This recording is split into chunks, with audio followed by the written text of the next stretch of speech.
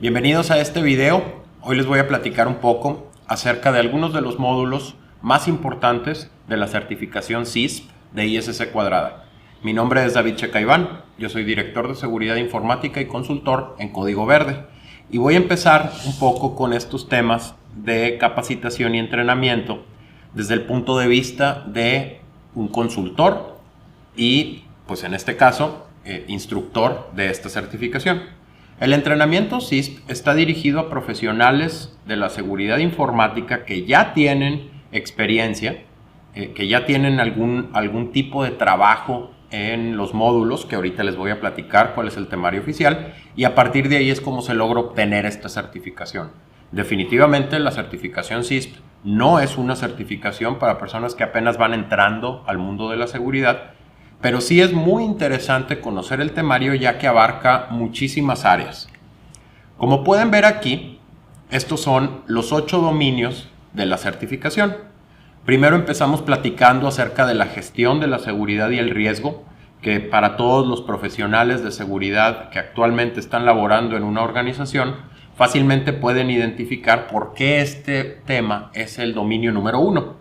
A partir de la gestión del riesgo dentro de nuestras organizaciones y cuando decidimos tomar acciones para mitigarlo o aceptar los efectos negativos que se pudieran dar al manifestarse este riesgo, es como empezamos a construir nuestro sistema de gestión de la seguridad informática.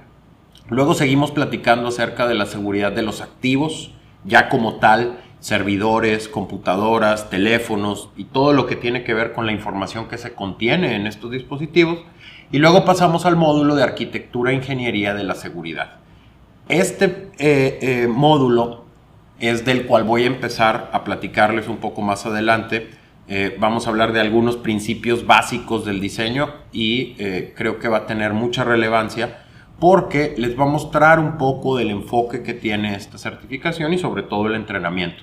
A partir de este diseño seguro de arquitecturas y de ingeniería de la misma seguridad informática, avanzamos hacia los módulos que tienen que ver con la red y la comunicación. Todo lo que tiene que ver con tráfico de red se platica en estos módulos. Hacemos incluso algunas demostraciones, analizamos algunos casos y de ahí pasamos al módulo de gestión de identidades y acceso.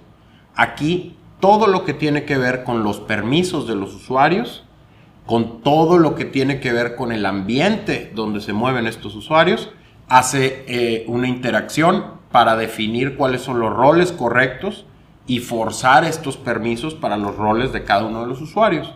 Después vamos a la parte de las pruebas de seguridad, las evaluaciones de seguridad, que aquí es donde tengo un poco más de experiencia. A través del tiempo me he desempeñado realizando pruebas de penetración. Entonces esa parte de consultoría y de pruebas de seguridad tiene cierta relevancia, sobre todo para determinar cuáles son las vulnerabilidades que tengo al día de hoy. Entonces es importante ese dominio, así como el dominio de operaciones de seguridad. En el dominio de operaciones, lo que ustedes van a conocer es el día a día de la seguridad de la información dentro de una organización. Todo lo que tiene que ver con respaldos, todo lo que tiene que ver con cifrado, con técnicas anti-malware, todo eso va metido en estos módulos. Y después pasamos al último módulo que te habla del desarrollo seguro de software. El enfoque que tiene la certificación CISP es la de implementar un sistema de gestión, en este caso para el desarrollo de software, y a través de cada una de las etapas de aseguramiento o planeación, ir robusteciendo la seguridad de nuestras aplicaciones. Déjenme entrar un poco más en detalle acerca del módulo que les quiero platicar el día de hoy. Si ustedes en el material oficial de la certificación, en el libro que se le da a los participantes, revisan estos conceptos, los van a encontrar en el capítulo del entorno de la seguridad de la información o el ambiente que abarca la seguridad de la información. Dentro del curso o dentro del entrenamiento que nosotros ofrecemos, los conceptos de principios de diseño seguro van dentro del dominio de arquitectura e ingeniería de seguridad. Entonces, estos principios, como van a ver ahorita, tienen una explicación muy sencilla, pero llevarlos a la práctica de repente puede ser complicado si no tenemos bien definido el concepto y el objetivo de dichos controles. Entonces, creo que estos conceptos básicos los conocen las personas que están ya involucradas en seguridad informática. Como les decía, la certificación CISP requiere algo de experiencia en los dominios que les acabo de platicar, pero vamos a partir de estos 3 principios o 3 conceptos básicos. En un sistema de gestión de la seguridad informática, el objetivo principal que pueden plantear es la protección y restauración de la confidencialidad, integridad y disponibilidad de los datos. Estas 3 componentes o verticales de la seguridad de la información nos ayudan a determinar cuáles son los controles para proteger nuestros datos. Es decir, para garantizar que la información solamente es consultada por las personas autorizadas a hacerlo, tenemos que implementar medidas que garanticen la confidencialidad. Del otro lado, cuando tenemos una afectación como una fuga de información, el impacto directo de esa fuga de información se da en la confidencialidad de los datos. Y a partir de ahí, pues puede tener muchos impactos, tanto operativos como legales para la organización. La parte de integridad se refiere al estado en el que permanecen los datos a la hora de estarlos operando o transportando, y que se tiene un acceso autorizado y una modificación autorizada, solamente una modificación autorizada de estos datos. Piensen ustedes, por ejemplo, en las bases de datos que utilizan los bancos para determinar los saldos en las tarjetas de crédito, y luego piensen en un problema donde no se pueda garantizar la integridad de dicha base de datos. Entonces, hay a su vez controles tecnológicos, hay controles administrativos, como puede ser una política o un proceso, para garantizar la integridad. Y la disponibilidad, creo que es muchísimo más sencillo de explicar, es tratar de acceder a los datos en el momento que se requieran y que dichos datos estén disponibles. Es decir, piensen por ejemplo en un ataque donde los datos de un sistema se cifran a través de un ransomware, y eso pues es un ataque que tiene un impacto directo en la disponibilidad de los datos. Si no se cuenta con un respaldo o si no se cuenta con una réplica de esta información, pues la información queda perdida y el servicio se deja de dar, se deja de ofrecer, porque no se tiene la disponibilidad de estos datos. Estos conceptos básicos a la hora de hablar de seguridad de la información, y sobre todo en un esquema de sistema de gestiones, se convierten en objetivos que nosotros tenemos que lograr para que nuestra información se mantenga segura. Hay principios de diseño para lograr estos conceptos.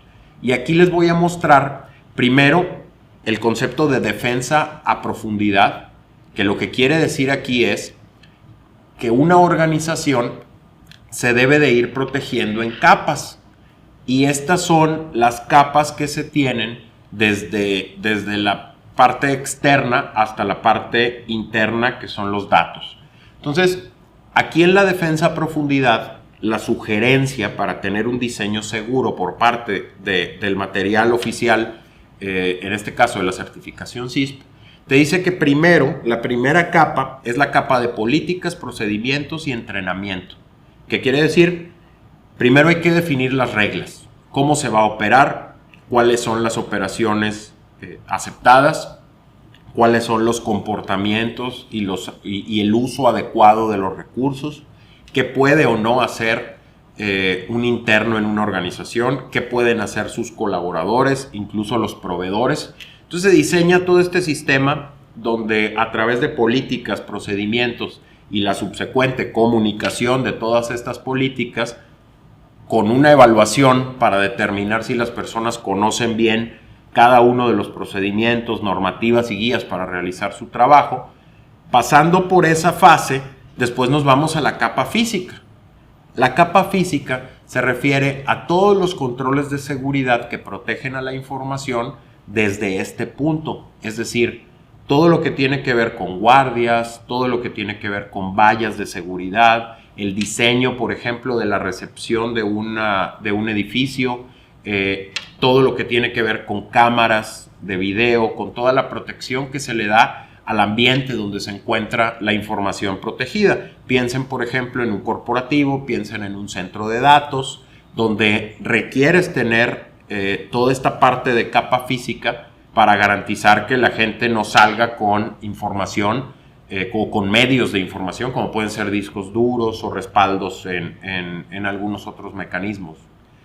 La parte del perímetro, que es un poquito más hacia adentro de este modelo concéntrico de protección, el perímetro se refiere a toda la parte de comunicación que separa la red interna con internet o con la red externa.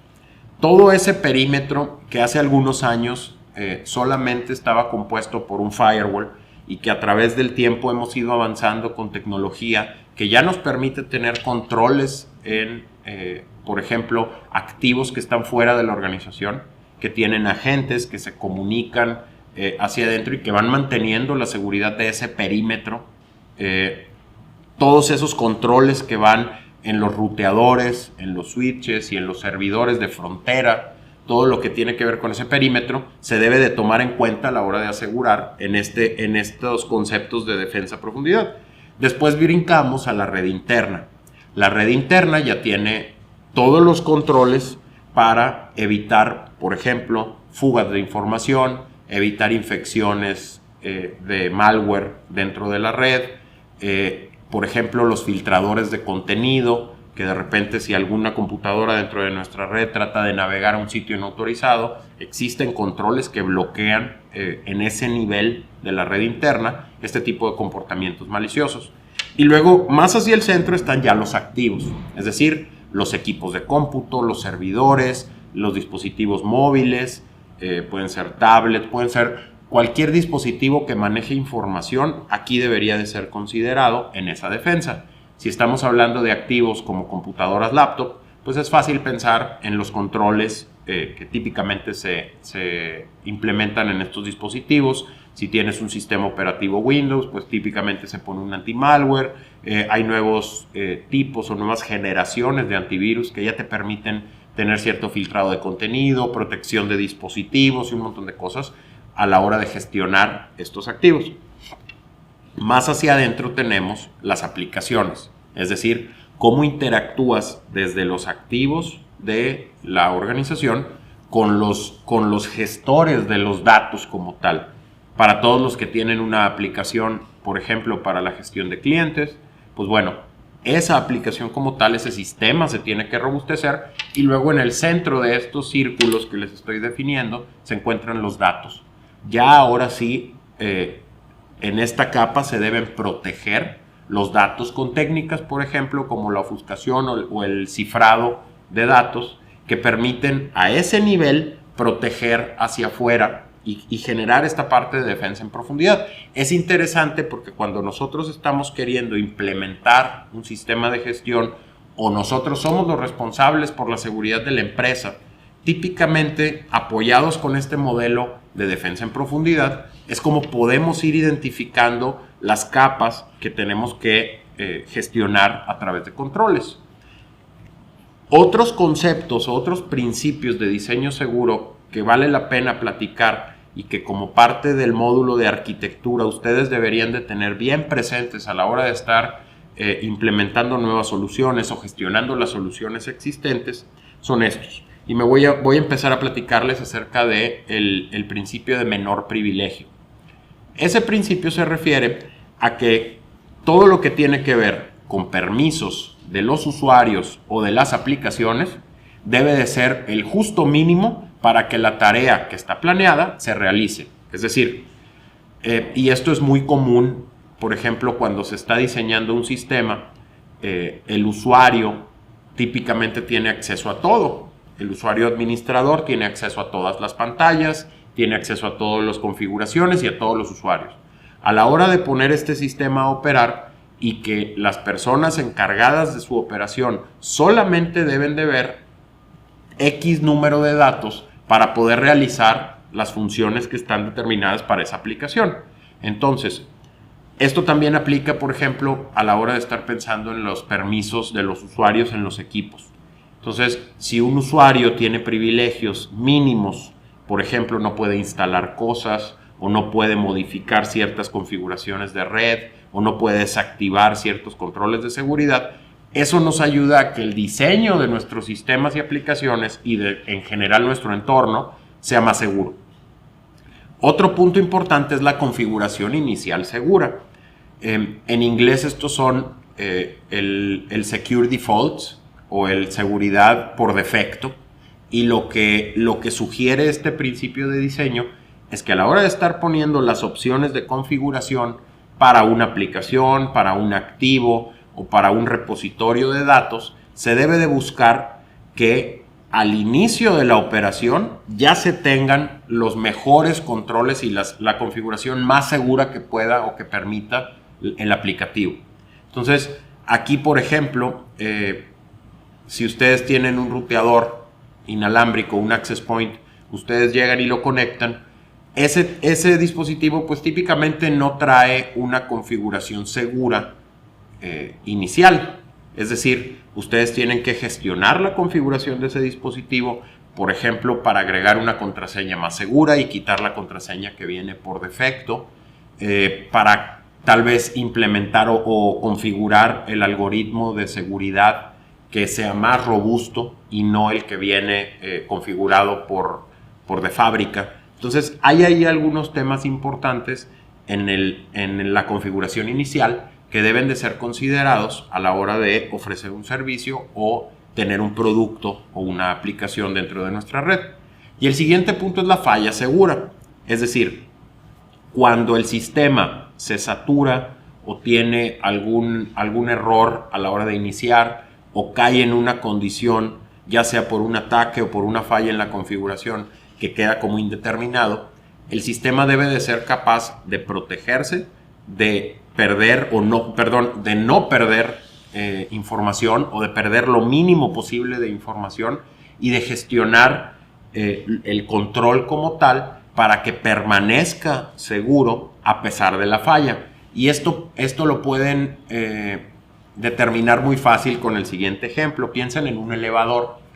Cuando en un elevador que está conectado a la luz, a la energía eléctrica del edificio, se pierde la luz del edificio, se va la luz y alguien quedó ahí adentro del elevador, el sentido común debería de apuntar a que a la hora de que existe una falla en la electricidad que alimenta este elevador, las puertas deberían de abrirse de manera automática. Es decir, imaginen que el control a la hora de fallar lo que hace es prevenir que alguien quede atrapado adentro de este elevador. Piensen también, por ejemplo, en los controles que son contra incendios, donde cuando se detecta humo o se detecta calor, se cierran las puertas, se contiene el área donde está y luego se libera cierto gas. Por ejemplo, ese tipo de conceptos de falla segura debe de tener en el radar las afectaciones a los equipos, las afectaciones a las personas y las afectaciones al mismo entorno que pudieran tener a partir de una falla no segura o no gestionada. Esto también aplica para aplicaciones o para sistemas. De repente, cuando tú tienes un sistema, vamos a llamarle un ruteador o un switch, que deja de operar porque se satura y empieza a funcionar como un hub y permite el tráfico entre VLANs o entre redes internas, pues evidentemente ahí tenemos un problema de falla segura. Otro ejemplo de otro de los conceptos interesantes que traigo para platicarles es la separación de tareas. Y esto creo que para todos los que vengan del mundo financiero o para todos los que tengan experiencia en toda esta parte de administración, debe de ser un principio que muy fácilmente se puede explicar. La persona que firma o que autoriza una compra no puede ser el mismo que audita esa compra, no puede ser definitivamente el mismo que vende ese producto. Es decir, hay un tema ético y en este curso, en este entrenamiento particularmente, se ven muchos de esos temas y si bien aquí estoy hablando de los principios de diseño seguro, todo el sustento para mantener o para tener estos principios viene de la parte legal, viene desde el punto de vista ético. Entonces, la separación de tareas te ayuda a mantener un ambiente donde se previenen fraudes. Entonces, si hablamos ahora a nivel tecnología o a nivel sistemas, esto nos evita que tengamos a una persona con privilegios elevados en muchas áreas o en muchos sistemas y que pueda tener cierta afectación en caso de un sabotaje, es decir, algo intencional, o una falla no intencional, o un ataque hacia sus cuentas. Entonces, la parte de separación de tareas es importante, que la persona que autorice no sea la misma que decida. Entonces, hay ahí un tema con el diseño seguro que es importante empezar a platicar a la hora de tener los requerimientos para algún sistema. La parte de verificación tiene que ver con las pruebas. Es decir, hay un precepto ahí que es bastante común, el de confiar pero verificar. Entonces, aquí pues bueno, ya les platiqué de las políticas, de los procedimientos, todos estos principios, pero se tiene que realizar esta verificación, por ejemplo, para determinar si los algoritmos de cifrado que se seleccionaron son los que se están utilizando, para determinar, por ejemplo, si la configuración inicial segura que se determinó que iba a ser implementada quedó en efecto implementada. Se deben hacer las pruebas, por ejemplo, para la falla segura, y típicamente lo que se hace es hacer que el sistema falle y luego validar que los controles entraron a tiempo y en forma para lo que queríamos hacer. Y luego viene un concepto un poquito más nuevo que se llama Zero Trust o confianza cero, que hablándolo técnicamente es una suerte de microsegmentación de redes. Es decir, si yo tengo un sistema al que consultan X número de usuarios, pues solamente ese X número de usuarios deberían de tener acceso a través de la red y a través de usuarios y aplicaciones a ese sistema. Entonces, este concepto de Zero Trust se refiere a todos esos microsegmentos o todos esos controles de red que solamente permiten a los usuarios autorizados llegar a los servicios que tienen dentro de sus funciones, y esto elimina, por ejemplo, muchos huecos de seguridad en la red, porque se tiene que determinar cuáles son las rutas de información correctas para lograr este Zero Trust. Hay un concepto que también es muy conocido, que habla de la privacidad por diseño. Es decir, si nosotros vamos a hacer alguna recopilación de datos personales o vamos a guardar información de activos o de usuarios, debemos de pensar siempre en la proporcionalidad de los datos. Es decir, si yo necesito que un sistema adquiera datos personales para generar un pase de invitado a la organización, pues me queda claro que la fecha de nacimiento podría ser un dato que no me sirve para ese propósito, y que sí tiene mucho peso a la hora de estar protegiendo datos personales, porque es un dato personal que te permite identificar a una persona. Entonces, es bien interesante a la hora de estar diseñando, meter el concepto de privacidad en esta fase de requerimientos y fases de diseño, para que la recopilación de información tenga estos términos de proporcionalidad y nos ayude a mantener la confidencialidad de nuestros datos. Y luego la responsabilidad compartida. Aquí, por ejemplo, creo que como parte de las actividades de cualquier equipo de sistemas o de infraestructura, ya se tienen muchos servicios en la nube o repartidos en infraestructuras compartidas. También se tiene ciertas protecciones legales para esto, es decir, se han adquirido seguros donde la información que está respaldada por ese seguro ante una pérdida, pues tampoco está en nuestros sistemas. Entonces, todo esto de responsabilidad compartida, lo que quiere, el principio que quiere poner sobre la mesa es que muchos de los actores que existen dentro y fuera de la organización tienen actividades que impactan directamente a la seguridad. El tener eso considerado nos puede ayudar a la hora de estar diseñando servicios, diseñando aplicaciones y manteniendo lo que tenemos, para sobre todo poner en el radar los principales riesgos que pueden tener nuestras aplicaciones. En resumen, El entrenamiento para obtener la certificación CISP provee al alumno de conocimientos, ejemplos y estrategias para la gestión de la información segura. Es decir, en este entrenamiento no solamente pueden obtener conocimientos detallados sobre los distintos dominios que abarcan casi me atrevería a decir que el 100% de las áreas o de las áreas de interés o de conocimiento en seguridad informática son cubiertas en esta certificación, y no solamente a nivel general, sino durante el curso platicamos de algunos ejemplos y platicamos de algunas estrategias para que puedan implementar un sistema de seguridad y gestionarlo dentro de sus organizaciones. Muchísimas gracias por su atención. Les comentaba, yo soy David Checaiván, me desempeño como director y consultor en Código Verde, y hasta la próxima.